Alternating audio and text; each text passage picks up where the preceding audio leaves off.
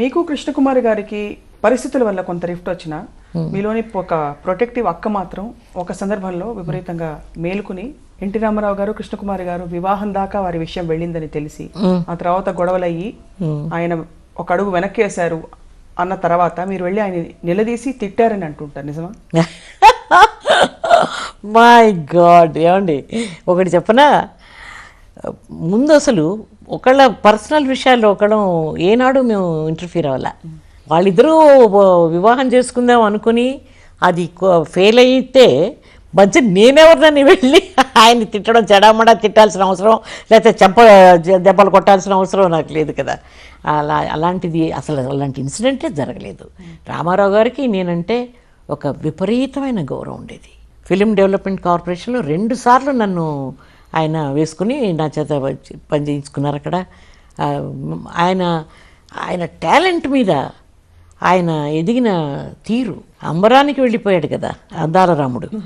అలా వెళ్ళినప్పుడు ఆయన మీద గురుభావం తప్ప ఇలాంటి చిల్లర విషయాలన్నీ వచ్చేవి కాదు, ఈ టుమ్రీ విషయాలన్నీ వచ్చేవి కాదు.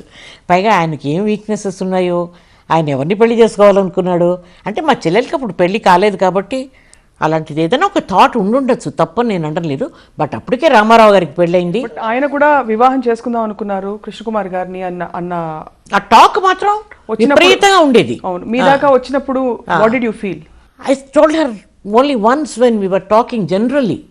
ఆయనని చెప్పకుండా పెళ్ళైన వాళ్ళకి సెకండ్ ఫిడిల్గా వెళ్ళడం, సెకండ్ ఉమెన్గా లైఫ్ లీడ్ చేయడం అనేది చాలా ఇబ్బందికరమైన విషయం అనేది చూచాయిగా మాట్లాడుకున్నామే తప్ప ఇప్పటికీ అదే ఒపీనియన్ అన్నది. మా చెల్లెల విషయంలో మాత్రం నేను ఇండైరెక్ట్గా చెప్పాను. బికాస్ 12-13 మంది పిల్లలు, పైగా వాళ్ళంతా వేరే టైప్ ఆఫ్ పీపుల్. అది ఒకవేళ అది నిజమై ఉంటే మాత్రం తనకంత శ్రేయస్కరంగా ఉండేది కాదేమో. కానీ I think they still had the same respect. నేను డీటెయిల్స్లోకి వెళ్ళలేదు, కానీ మేమంతా ఎక్కడి నుంచో ట్రావెల్ చేస్తున్నాం హైదరాబాద్ ఎయిర్పోర్ట్లో. వచ్చి ఆయన పలకరించి, ఏమండి కృష్ణకుమారి గారు బాగున్నారా అన్నప్పుడు నాకు అసలు అనుమానం కానీ వీళ్ళిద్దరూ ఎప్పుడైనా గొడవ పడ్డారు, విడిపోయారు అలాంటి థాటే రాలేదు. తను చేసింది ఏమిటంటే, తనలో ఎక్కడ తేడా వచ్చిందో తెలీదు. పీక్ ఆఫ్ హర్ కెరియర్ 17 సినిమాలు ఫోన్ మీద క్యాన్సిల్ చేసుకుంది. ఎక్కడో ఏదో హర్ట్ ఉండుంటుంది తన లైఫ్లో, which we never discussed not did I ever ask her. Ramarao గారితో 17 సినిమాలు క్యాన్సిల్ చేసుకున్నారు. చాలా మందితో, ఒక్క రామారావు గారితోనే చాలా 5-6 పిక్చర్లు ఉండాలి అప్పటికి. నాగేశ్వరరావు గారితో, కాంతారావు గారితో, జగ్గయ్య గారితో, అందరితో సినిమాలు చాలా ఉన్నాయి. And she was ruling supreme. ఆ టైంలో గ్లామర్ క్వీన్ అని పేరు, అందాల రాణి అనే కదా అనేవారు ఆవిడ్ని. పర్సనల్ విషయాలు ఎప్పుడూ మాట్లాడుకోలేదు మేము. తను ఈ పెళ్ళి ఇప్పుడు కూడా ఇన్విటేషన్ పంపించింది నాకు.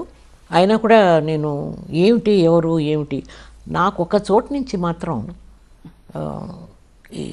Because he was already married కదా, అజయ్ కైతాన్. ఆయన ఇండియన్ ఎక్స్ప్రెస్ రామ్నాథ్ గోయంకా అల్లుడు. ఆమె డివోర్స్ అయిన తర్వాతే చేసుకున్నారు. అయినా కూడా ఒక పెద్ద ప్రొడ్యూసర్గా, విజయవాహిని సంస్థ నుంచి ఒక ప్రొడ్యూసర్ ఫోన్ చేసి, వాళ్ళు గొడవ పెడుతున్నారు, వచ్చి కైతాన్ గారితో పెళ్ళి వద్దని చెప్పండి మీ సిస్టర్ గారిని. ఇదే మాట చెప్పాను స్వప్న ఆ రోజు కూడా. ఏమండి, it's a very personal thing అండి పెళ్ళి అనేది. వాళ్ళిద్దరూ డిసైడ్ చేసుకుని మ్యారేజ్ చేసుకుందాం. యాక్చువల్గా ఆయన మార్వాడి క్యాస్టు, మనమేమో మాధవ బ్రాహ్మణ్ క్యాస్టు. వాళ్ళిద్దరూ కలిసి పెళ్లి చేసుకుందాం అని అనుకున్న తర్వాత, who am I to go and ask them not to get married? నాకేం అధికారం ఉంది అసలు? ముందు మా చెల్లెలు నాకేమైనా వచ్చి చెప్తే నేను వింటానా? నేను విన్ను. పరమముండిని నేను ఏది రైట్ అనుకుంటానో, నా మనస్సాక్షికి ఏది రైట్ అనిపిస్తుందో అదే చేస్తాను నేను. ఆ అమ్మాయికి అది రైట్ అనిపించింది, సినిమాలు వదిలేసింది, అతను పెళ్లి చేసుకుని బెంగళూరులో సెటిల్ అయిపోదాం అనుకుందండి. ఐఎమ్ సారీ, పెద్ద ప్రొడ్యూసర్ గారే, ఆయన లేరు, అందుకని ఆయన పేరు నేను చెప్పడం ఇష్టం లేదు. నా మొదటి ప్రొడ్యూసర్ ఆయనే ఫోన్ చేసి టోల్డ్ మీ, మీ చెల్లెలతో మాట్లాడగలరా, వాళ్ళు మమ్మల్ని అప్రోచ్ అయ్యారు ఈ పెళ్ళి ఆపమని. నేను చెప్పాను, I'm sorry, I want do it. First of all, అంటే విజయవారి సంస్థలో ఫస్ట్ సినిమా తర్వాత నటించకపోవడానికి కారణం ఏంటి? ఎందుకంటే వాళ్ళు ఆ సినిమా అయిన తర్వాత నన్ను రామారావు గారు, రేలంగి, నంగారావు గారు అందరూ పర్మనెంట్ ఆర్టిస్టులు అయిపోయారు అక్కడ. మంత్లీ పేమెంట్ మీద వాళ్ళందరూ హుక్అప్ అయిపోయారు అక్కడ. ఆ కమిట్మెంట్ నాకు ఇష్టం లేదు. నేను ఎక్కువసేపు నన్ను ఎవరైనా గదిలో పెట్టి తాళం వేస్తే నాకు క్లస్ట్రోఫోబియా వచ్చేస్తుంది.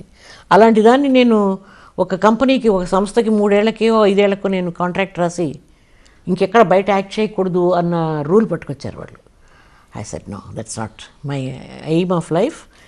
నేను నా డెసిషన్ కరెక్ట్. నేను అలా చేస్తుంటే మాత్రం immediate next Tamil picture was great picture from modern theatres. అలాగే మా వాసన్ గారి సినిమా నెక్స్ట్ది అలాగా చాలా వచ్చాయి. ఒకే చోట నేను అంటి పెట్టుకుంటే బహుశా నేను అదేమిటి మిస్సమ్మ, తర్వాత ఇంకేమిటి చంద్రహారమా, పాతాళ భైరవి అన్నిట్లో ఏదో వేషం వేసి ఉండేదాన్నేమో. వేషం ఏదో కాదు, హీరోయినే ఇచ్చి ఉండేవారు. ఆ హీరోయినే సైన్ చేయించుకుంటామని చెప్పారు. నా లిమిటేషన్స్ నాకు తెలుసమ్మా. నేను పౌరాణికాలకి మైథాలజీ సినిమాలకి అంత ఒప్పదు. ఎందుకంటే ఒక అన్యాచురాలిటీ ఫీల్ అవుతాను. నన్ను ఎవరైనా ఓ డ్యాన్స్ మూమెంట్ చేయమంటే ఏమండి రియల్ లైఫ్లో డ్యాన్స్ చేస్తామా, మీరు ఇంకా ఆ సీన్ ఎవరి మీద పెట్టినా ఒక డైలాగ్ ఇవ్వండి నాకు బతిమాలుకునేదాన్ని నేను. అలా అందుకని నేను కమిట్మెంట్ వద్దనుకున్నాను. టాప్ హీరోస్ అందరు సరసన నటించారు మీరు. ఒక్కొక్క హీరోని చూసినప్పుడు అప్పట్లో ఏమనిపించేది మీకు? లెట్ స్టార్ట్ విత్ నాగేశ్వరరావుతో. ఫస్ట్ రామారావుతో స్టార్ట్ చేద్దాం. రామారావు గారితో. ఎందుకంటే ఆయన కదా ఫస్ట్, ఆయన అప్పుడు రా, ఆయనకి సాలడ్ ఇయర్సే కదా అప్పుడు. He was not something very popular. I think పల్లెటూరు పిల్ల ముందు బుక్ అయ్యి రిలీజ్ అవ్వడం మాత్రం షావుకారు ముందు వచ్చింది కదండి. వాట్ ఎ హ్యాండ్సమ్ ఫిగర్ అండి నిజంగా కదా. డిగ్నిటీ, పైగా very well behaved person on the sets. ఆయన పని ఏమిటో ఆయన ఎప్పుడు నవ్వుతూ ఉండేవారు. అలాగే ఒక చెప్పాను కదా, ఆయన ఎదిగిన ఒక్కొక్క సినిమాతో ఆయన వెళ్ళిన హైట్స్కి చూస్తే I mean what dedication, what commitment to that man. అందులో పురాణం సినిమాల్లో కానీ మైథాలజీలో కానీ ఆయనే సాట్ అండి. I don't think there is a second person who can take his place ఆ సినిమాలో ధోరణిలో. ఎక్కడా లేరనుకుంటా, వరల్డ్లోనే లేరు. ఇవాళ కృష్ణుడిని రావుడిని మనం చూడకపోయి ఉండొచ్చు. రామారావుని చూస్తే ఇలాగే ఉండేవాడేమో కృష్ణుడు, రాముడు ఇలాగే ఉండేవాడు అని అనుకునే అంత ఆ రేడియన్స్ ఆ మనిషిలో, that commitment towards his work. నన్ను ఎప్పుడు ఆయన కరెక్ట్ చేసినట్టే నాకు గుర్తులేదండి. ఇప్పుడు నవ్వు వస్తుంది. ఒక చిన్న సీన్లో ఆయన నన్ను గుర్రం మహారాణిని కదా అందులో కిందకి దింపాలి, కొంచెం క్లీవేజ్ కనపడిందని సెన్సార్లో షార్ట్ కట్ చేశారు. ఎంత యంగ్ చైల్డ్ లాగా ఉండేదని దానికే వాళ్ళు అబ్జెక్షన్ రైజ్ చేస్తే ఆ క్లోజప్స్లో అంతా మళ్ళీ ఒక విసిలికర్రలాగా ఒకటి కుట్టి సిల్క్లో ఓ పట్టు జరీతో కుట్టి దాన్ని ఇక్కడ అతికించి మళ్ళీ షార్ట్స్ తీశారు, రీషూట్ చేశారు. అలాంటిది ఇవాళ బట్టలు చూడాలంటే మనం బట్టల కొట్లో చూడొచ్చేమో కానీ ఆర్టిస్టుల మీద ఇవాళ చూడలేము.